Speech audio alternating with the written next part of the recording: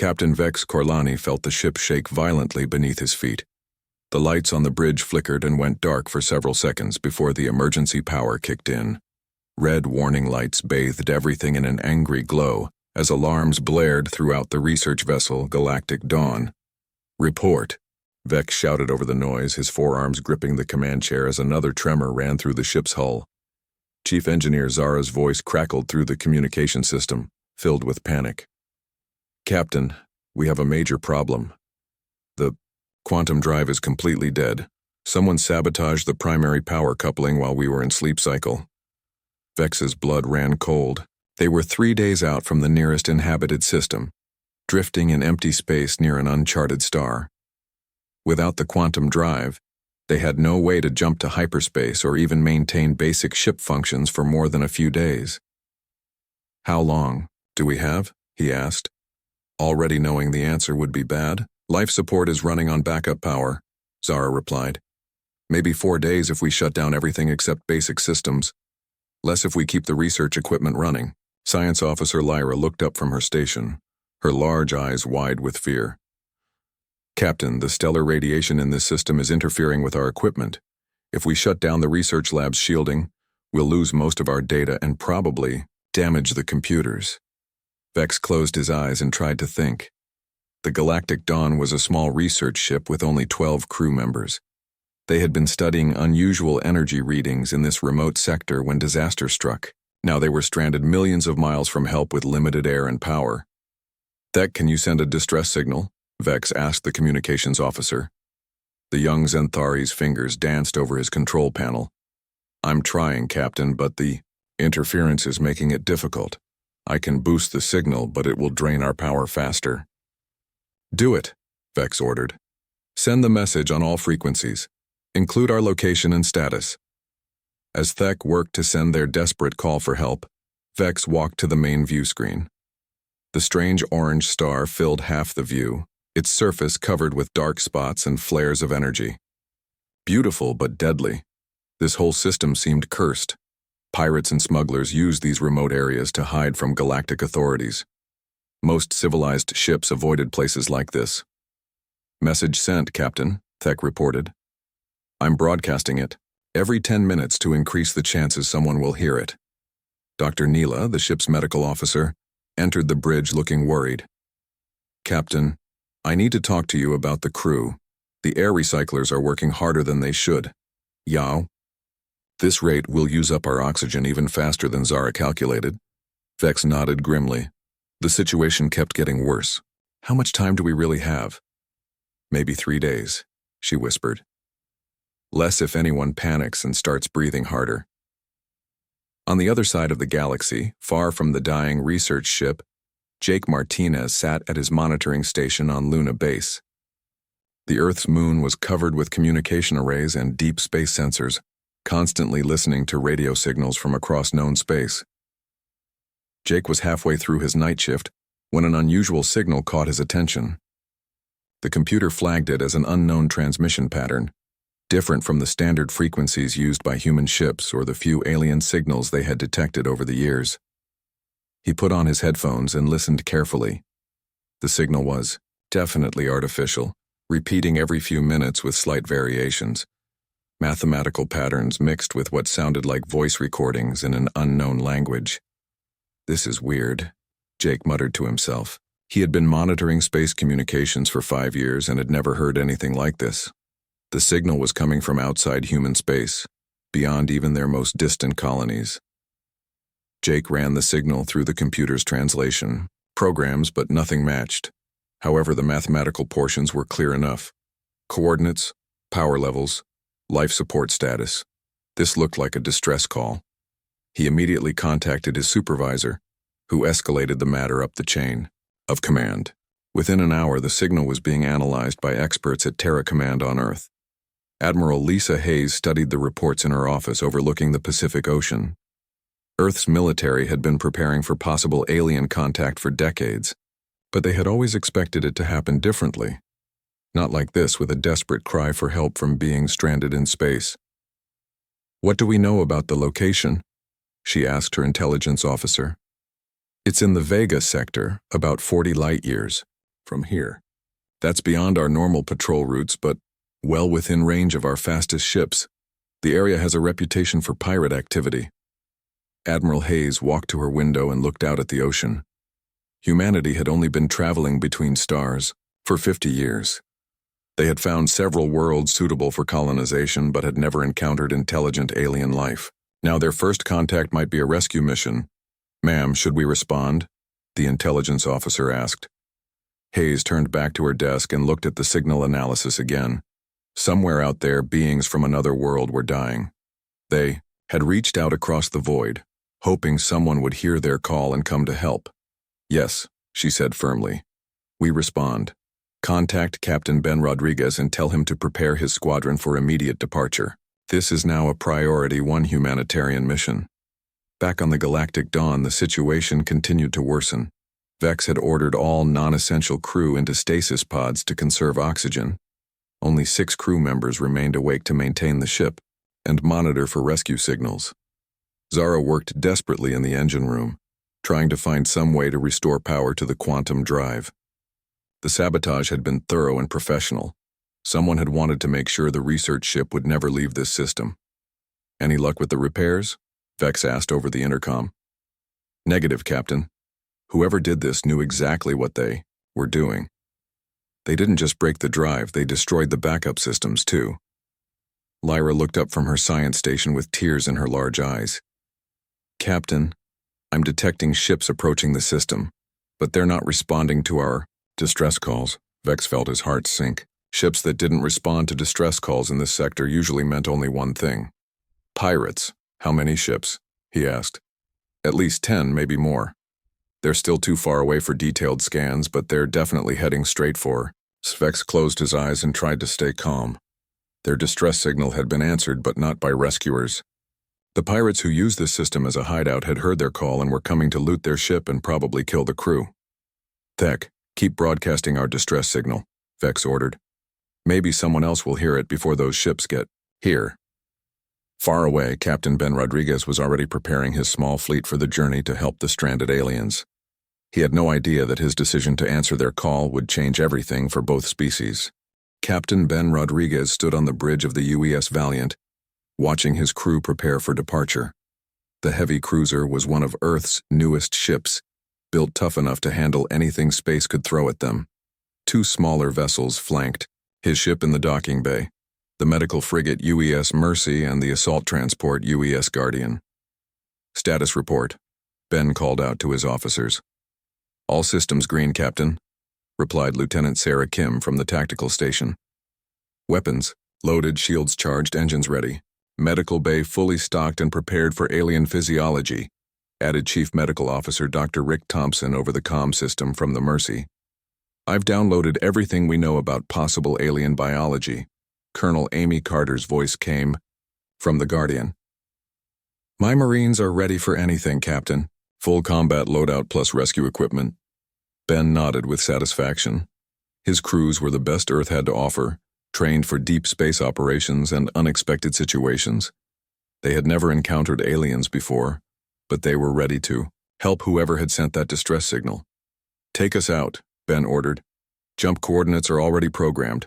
We'll drop out of hyperspace at the edge of the system and assess the situation before moving in." The 3 ships launched from the orbital station and moved away from Earth.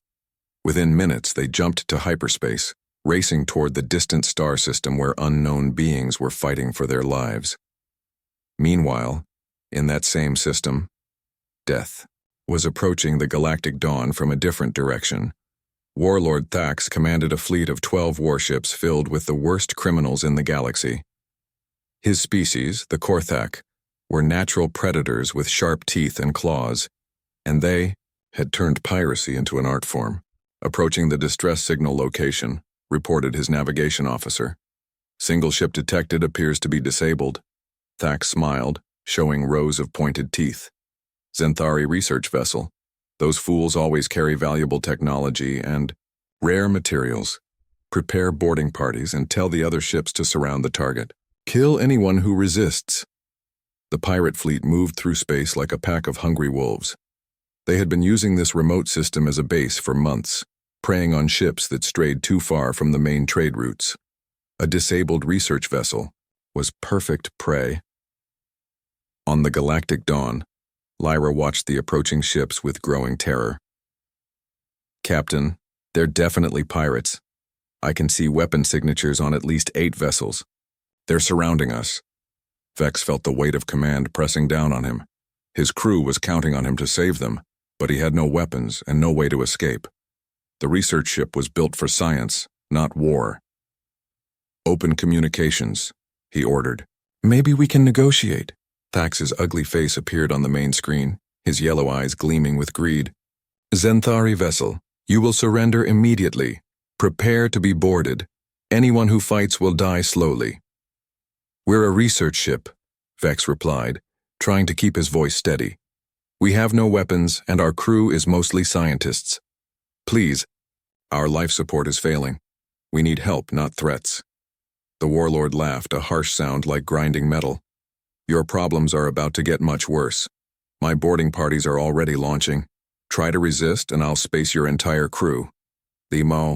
Communication ended, leaving the bridge in tense silence. Vex looked at his remaining crew members, seeing fear and desperation in their faces. Lyra was crying quietly, while Thek kept sending distress signals that no one seemed to be answering. "Captain," Zara's voice came from the engine room.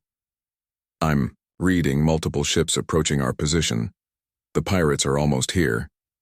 Small attack shuttles launched from the pirate fleet, armed with cutting tools and filled with brutal warriors. They attached to the Galactic Dawn's hull like parasites, burning through the armor to create entry points. The first boarding party broke through near the cargo bay.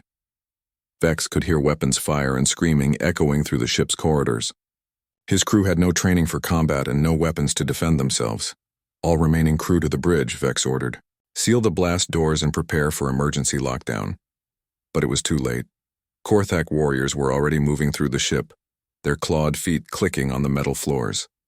They moved with the confidence of predators who had done this many times before. Thax himself led the assault on the bridge, using a plasma cutter to burn through the sealed doors. The smell of melted metal filled the air as the barrier gave way. 6 heavily armed pirates stormed in, their weapons aimed at the terrified crew. "Much better," Thax said, looking around the bridge with satisfaction. "Now we can discuss terms. Properly. You will give me access to all your research data and technology. My crews will strip this ship of everything valuable." "And our crew?" Vex asked, though he already knew the answer. "The pretty ones might be sold as slaves. The rest will be spaced once we're done here." Thax's smile grew wider. "Unless someone pays a very large ransom very quickly." While the pirates began their work, 3 human ships dropped out of hyperspace at the edge of the system. Captain Rodriguez immediately ordered full sensor sweeps to locate the distress signal. "Contact bearing 27 Mark 5, Sarah Kim reported. "Single ship appears to be surrounded by multiple hostiles. I'm reading at least 12 enemy vessels." Ben studied the tactical display with growing anger. Pirates. He had hoped to find the aliens dealing with technical problems, not fighting, for their lives against criminals. "Status of the distressed vessel?" he asked. "Life signs are weak but present. The ship appears to be disabled." "Captain, I'm detecting active boarding operations in progress." Ben's jaw tightened. Somewhere out there, innocent beings were being attacked by pirates while their rescuers were still hours away at normal approach speed. "All ships, prepare for combat approach," he ordered. "Maximum acceleration. We're going in fast and hard." "Doctor," Thompson's voice came over the comm from the Mercy. "Captain, rushing in might endanger the hostages." "Doctor, leaving them with pirates will definitely kill them," Ben replied. "Colonel Carter, prepare your Marines for immediate boarding action. We're going to hit those pirates before they know what's happening." The 3 human ships accelerated toward the battle, their crews preparing for humanity's first combat with alien enemies. None of them knew they were about to shock the galaxy with their response to the crisis. On the Galactic Dawn, Thax was examining the research data when his sensor officer called out a warning. "Warlord, 3 unknown ships approaching at high speed. They're not responding to our warning signals." Thax looked at the tactical display with mild interest. "Probably another pirate crew looking for scraps. Send 4 ships to destroy them quickly. I don't want any interruptions while we're working. He had no idea that he had just ordered an attack on the most dangerous species in the galaxy. 4 pirate ships broke away from the main fleet and moved toward the approaching human vessels. The pirates expected an easy fight against what looked like 3 small primitive ships. Captain Vrak, commanding the lead pirate vessel, laughed as he studied the enemy on his screen. "Look at those ugly little ships," he told his crew. "Whoever built them has no idea how to design proper warships. This will be over in minutes."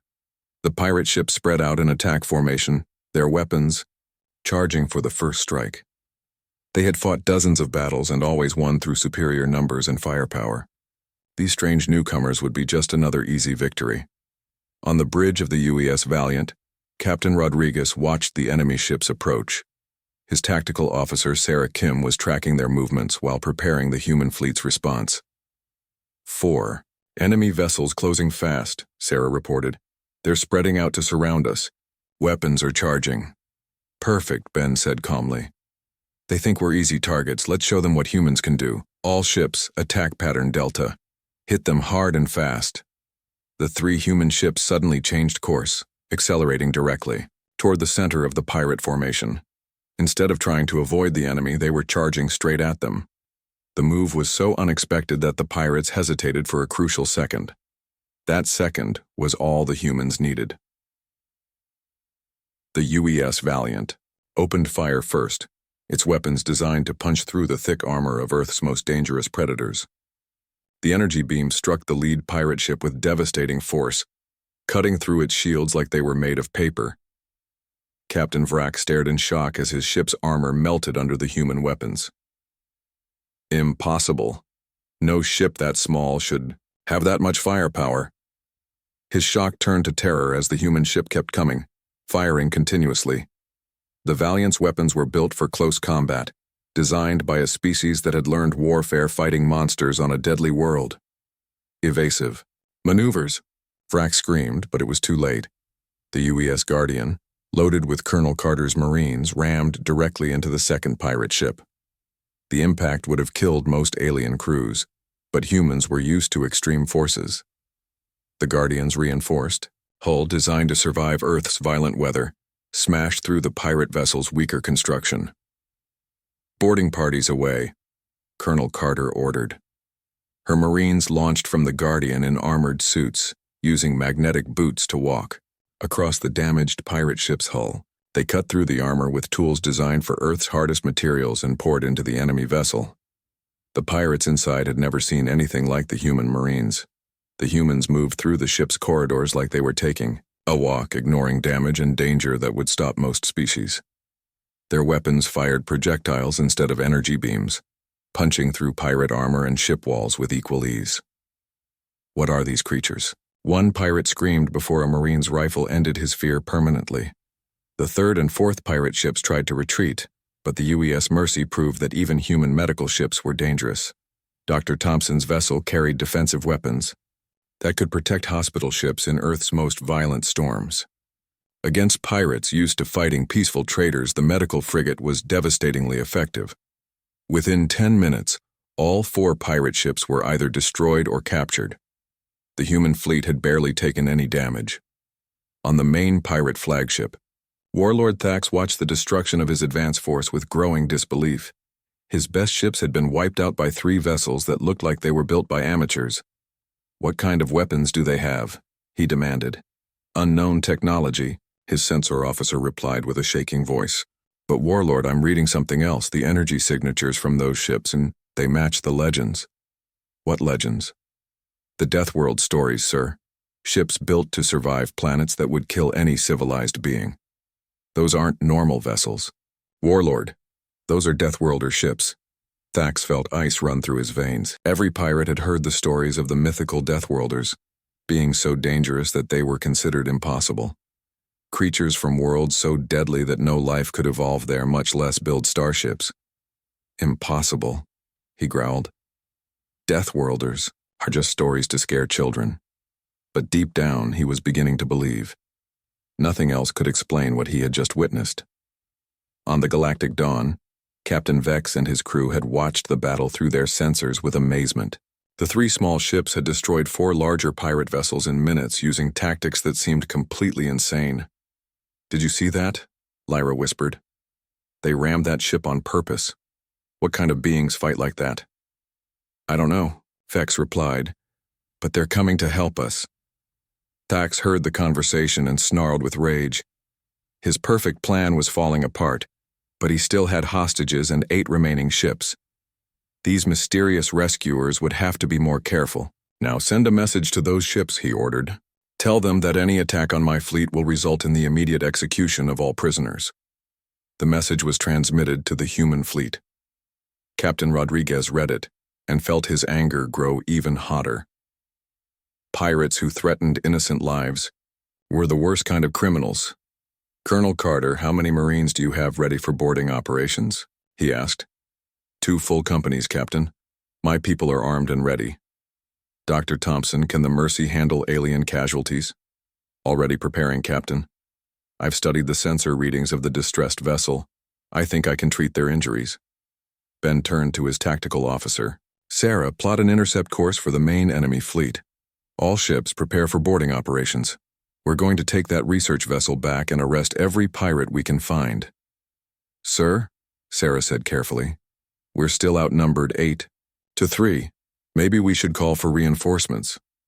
Ben looked at the main screen where the alien research ship was surrounded by pirate vessels. Somewhere on that ship, innocent beings were counting on them for rescue. "No time," he said firmly. "Those people need help now. Besides, we've already proved these pirates can't fight worth a damn. Let's finish what we started."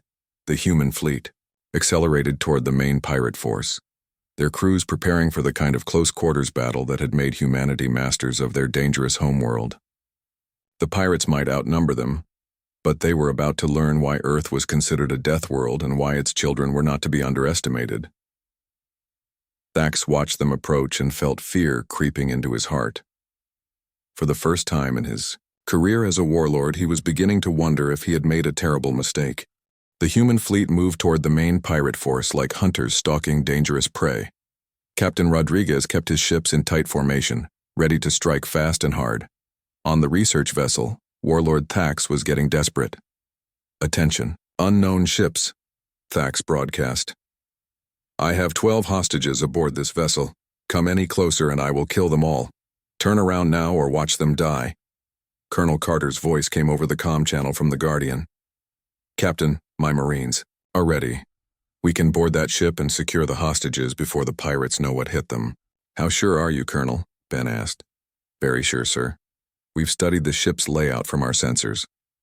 My people know exactly where to go." Dr. Thompson added his voice from the Mercy. "I've got medical teams standing by. If there are wounded, we can treat them immediately." Ben made his decision. "Do it. All ships prepare for simultaneous boarding action. We hit them from 3 directions at once."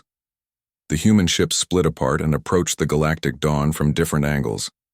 The pirates tried to track all 3 vessels but couldn't cover every direction at once. On the research ship's bridge, Thax was screaming orders at his crew. "Fire on the closest ship! Don't let them get near us!" But the human ships were moving, too fast and too unpredictably. They ducked behind the research vessel's hull, using it as cover while they prepared their assault. Magnetic grapples shot out from all 3 human ships, locking onto the Galactic Dawn's hull. Within seconds, cutting torches were burning through the alien ship's armor in 6 different places. "They're boarding us," one of the pirates yelled. "Impossible," Thax snarled. "No one boards a ship that fast." Colonel Carter led the 1st Marine team through their entry point near the engine room. Her soldiers moved through the ship's corridors like they had trained there for years. Their armor was designed to protect them from Earth's most dangerous environments, making them nearly invulnerable to the pirates' weapons. The first group of pirates they encountered fired everything they had at the Marines. Energy beams that should have melted their armor barely scratched the surface. Projectile weapons that could punch through ship hulls bounced off their protective gear. "What are they made of?" a pirate screamed before Carter's rifle silenced him permanently.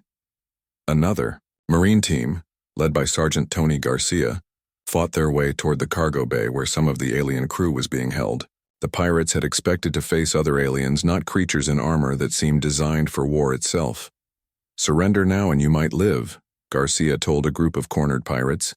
They chose to fight instead. It was the last mistake they ever made. Meanwhile, Dr. Thompson's medical team was treating the alien crew members they rescued. The Zenthari were amazed by the human doctor's skills and equipment. "How do you know so much about our physiology?" asked Dr. Neela, the research ship's medical officer. "Your species is similar to ours in many ways," Thompson replied while treating a wounded crew member. "Also, we've had to learn how to fix almost any kind of injury. Our homeworld is very dangerous." "Dangerous how?" Neela asked. Thompson smiled grimly. "Everything on Earth tries to kill you. The weather, the animals, even some of the plants. We've gotten very good at emergency medicine." On the bridge, the final confrontation was taking place. Thax had barricaded himself behind the command console with his last 3 bodyguards. Captain Vex and his remaining crew were huddled in a corner, trying to stay out of the way. Colonel Carter and 2 Marines blasted through the bridge doors, their weapons ready. The pirates opened fire immediately, but their energy weapons couldn't penetrate the human armor. "Last chance," Carter called out. "Surrender or die." Thax roared with rage and charged at her, his claws extended and teeth bared. He was a natural predator, built for killing, and he thought he could tear apart these strange creatures in their metal suits. Carter didn't even bother to use her rifle. She caught Thax's charge with one armored hand and threw him against the wall hard enough to crack the metal panels. The warlord slumped to the floor, unconscious but alive. "Target secured," she reported to Captain Rodriguez. The battle was over. In less than 30 minutes, the human Marines had captured the research vessel, eliminated most of the pirates, and rescued all the hostages. The remaining pirate ships tried to retreat, but the human fleet was ready for them. "Sarah, target their engines," Captain Rodriguez ordered. "Disable them, but don't destroy them. We want prisoners to question." The human weapons proved their precision as well as their power. Each pirate ship found its engines cut away by surgical strikes that left the rest of the vessel intact. Within an hour, the entire pirate fleet was captured or destroyed. On the Galactic Dawn, Captain Vex was talking to Colonel Carter while Dr. Thompson treated his injured crew members. The alien captain was still trying to understand what had happened. "Why did you come?" Vex asked. "We are strangers to you. Our species have never met before." Carter removed her helmet, revealing a human face that looked surprisingly similar to the Zenthari features. "You called for help. That's all we needed to know." Science Officer Lyra had been listening to the human radio communications and was analyzing their language patterns. "Captain Vex, I think I figured out where these beings come from." "What do you mean?" "Their ship computers contain references to their homeworld. They call it Earth. According to galactic databases, Earth is classified as a Class 12 death world." Vex's 4 eyes widened in shock. "That's impossible. Nothing can live on a Class 12 world. The classification exists only in theory." "Apparently not," Lyra said quietly. "These are Deathworlders, Captain. The legends are real." Dr. Thompson overheard the conversation while working on a patient. "Deathworlders, is that what you call us?" "Your planet," Vex explained. "According to our databases, it should be uninhabitable. The gravity, the weather patterns, the radiation levels, the aggressive life forms. No intelligent species could possibly evolve under those conditions." Thompson laughed. "Earth is pretty rough, but it's home. Makes you tough, living there. Teaches you to help your neighbors because you never know when you'll need help yourself." Engineer Lieutenant Paul Wright was working with Zara to repair the research ship's engines. The alien engineer watched in amazement as the human fixed problems that she had thought were impossible to solve. "How do you know so much about quantum drives?" Zara asked. "We build everything to last on Earth," Paul replied. "When your planet tries to destroy your equipment every day, you learn to fix anything that breaks." Captain Rodriguez arrived on the research vessel to meet with Captain Vex personally. The 2 captains studied each other carefully, each trying to understand this new species they had encountered. "Thank you for saving my crew," Vex said formally. "Thank you for giving us the chance to meet you." Ben replied. This is a historic moment for both our peoples. As the two captains talked, neither of them realized that their conversation was being monitored by deep space communication arrays throughout the galaxy. News of the Deathworlders' emergence was spreading to every civilized world, and the universe would never be the same. The journey to Xanthari space took 5 days. During that time, the human and alien crews worked together to repair the galactic dawn and learn about each other. Captain Rodriguez had made the decision to escort the research vessel home, knowing that this first contact would change everything for humanity. Dr. Thompson spent most of his time in the research ship's medical bay, working alongside Dr. Neela to treat the injured crew members. The alien doctor watched in fascination as the human used techniques she had never seen before. Your medical knowledge is incredible, Nyla said, while observing Thompson treat a crew member's broken arm. How did you learn to work with such severe injuries? Thompson smiled while setting the bone with practiced ease. On Earth, we deal with injuries like this all the time. Broken bones, cuts, burns, poisoning. Our world has taught us to fix almost anything that can go wrong with a body. But this crew member was injured by pirate weapons. Those are military-grade injuries. Same basic principles, Thompson replied. Humans get hurt in fights pretty regularly too. We've had thousands of years to figure out how to patch each other up. Meanwhile, Engineer Wright was working with Zara to completely rebuild the quantum drive. The alien engineer was amazed by the human's approach to problem solving. You don't follow standard repair procedures, Zara observed. Standard procedures don't work when your equipment has to survive Earth storms, Wright explained. We build things different, fix things different. Has to work no matter what tries to break it. Your planet has storms that can damage quantum drives? Wright laughed. Our planet has storms that can destroy entire cities. Makes you creative when it comes to engineering.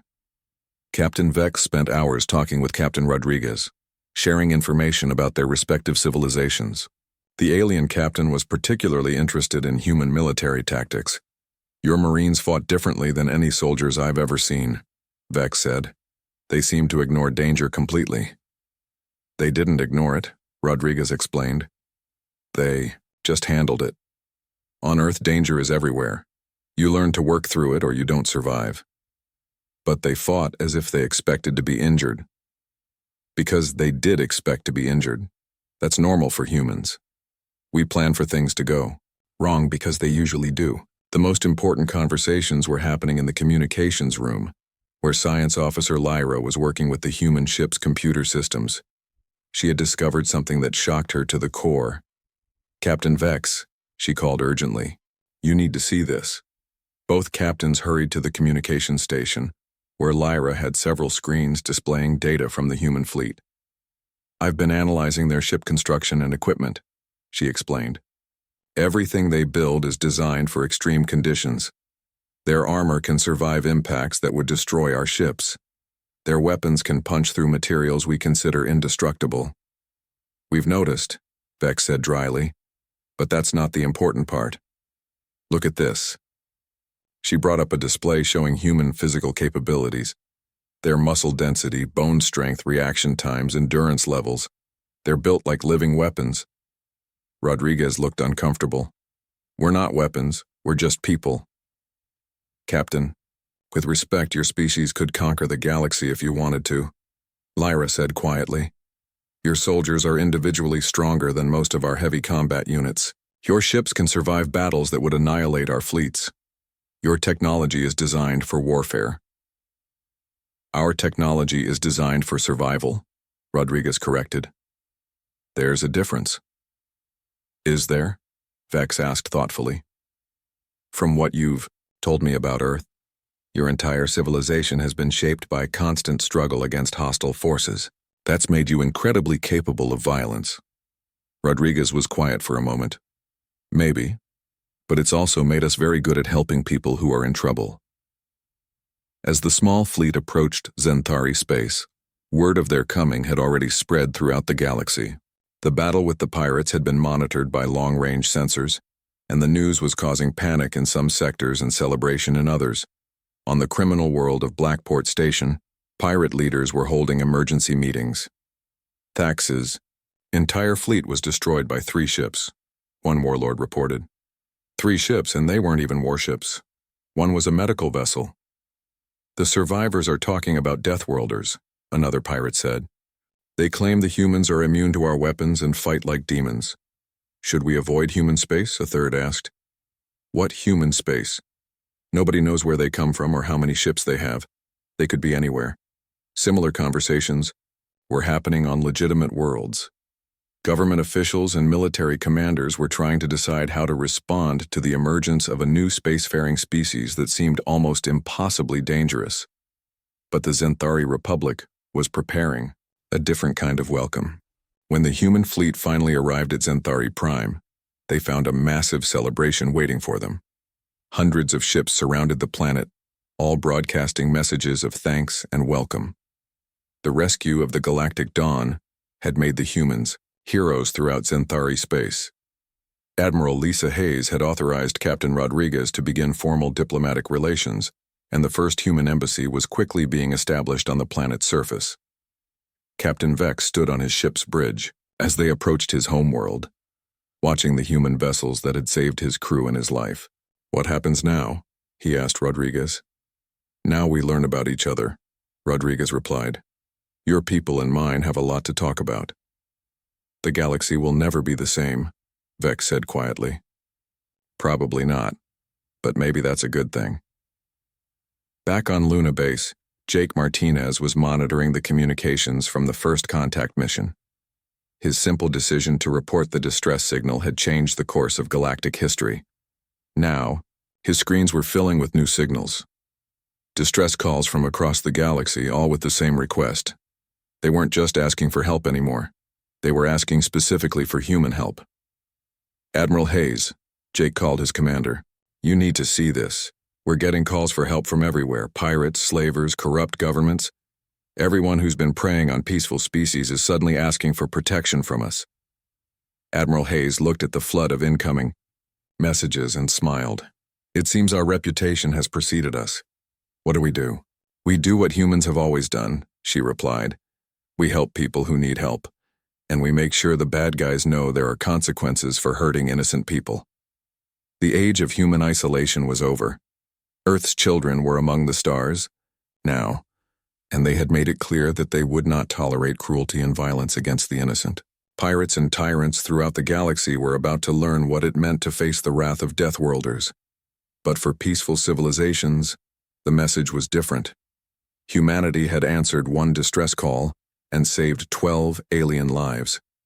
Now, they were prepared to answer many more because that's what neighbors do for each other, even when those neighbors live among the stars.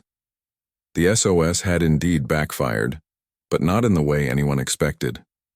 Instead of bringing death, it had brought hope to a galaxy that desperately needed heroes.